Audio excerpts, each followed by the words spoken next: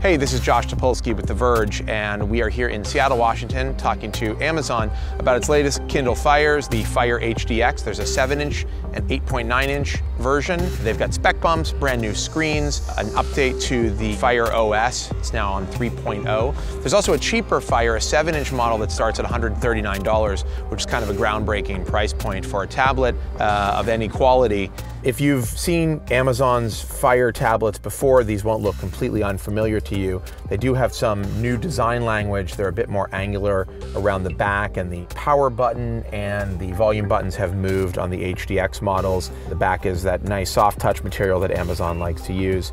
Amazon says that the new 8.9-inch device is lighter than the previous version. It's 13.2 ounces, 34% lighter than the previous generation. It feels a little bit lighter in your hand. It's not a massive noticeable difference when you first pick it up.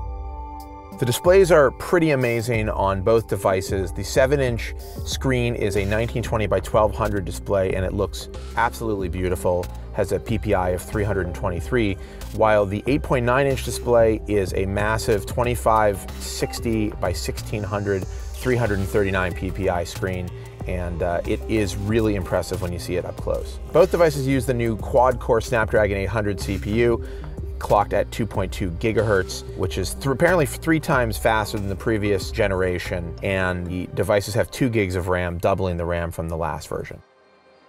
Fire OS 3.0 has some noticeable changes. Cosmetically, it's very similar, though it has been cleaned up in a lot of areas. It now has multitasking built in, and it also supports a grid view for apps and content. The grid view is essentially the same thing as the app drawer on most Android devices. The Mail app has been greatly updated. It now includes label support for Gmail and threaded conversations, which is a big improvement over previous versions of the Mail app. There's a new feature that allows you to put stickers on top of images or create meme-like images with text above and below. Amazon has updated its X-ray feature for video. When you're watching TV now, you can see what music is playing in the background of a scene and jump to that particular spot in an episode, or you can jump into the Amazon store to buy an MP3. They've also updated X-ray for music. It now includes an option to read lyrics and even jump to a particular spot in a song based on the lyrics. The 2 high-end versions have a very interesting new software feature called Mayday, which lets an Amazon tech support rep remote into your tablet and give you real-time on-screen device support, and they can actually take control of the device completely. Okay, so drag down there, all right. There we go, yep. And then we're actually going to choose that settings option right there. Okay. And I believe we're going to find the timing set right underneath displays and sounds. You'll see that about halfway down your screen. Okay, yep, there it is.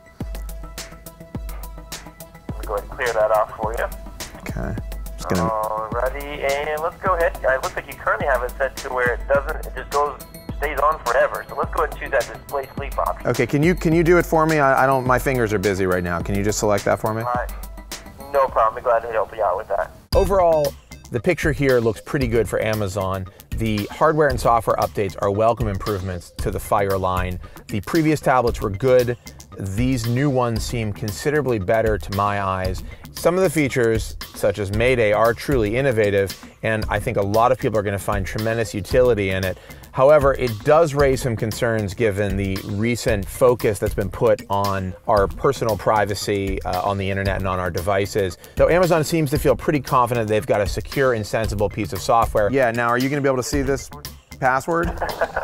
I'm actually going to go ahead and pause our screen share. What that's going to do, that's going to make it so that you can still see and hear me, but I can't see your screen at this point. And so when you're done there, you're welcome to let me know and I'll continue to see your screen again. Okay.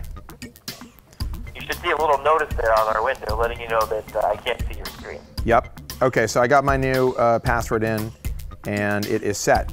Okay, great. All 3 new Kindles are available for pre-order on Amazon right now, and we will of course have a bunch more info in the near future on theverge.com. Until then, I suggest refreshing your browser every 10 to 20 seconds.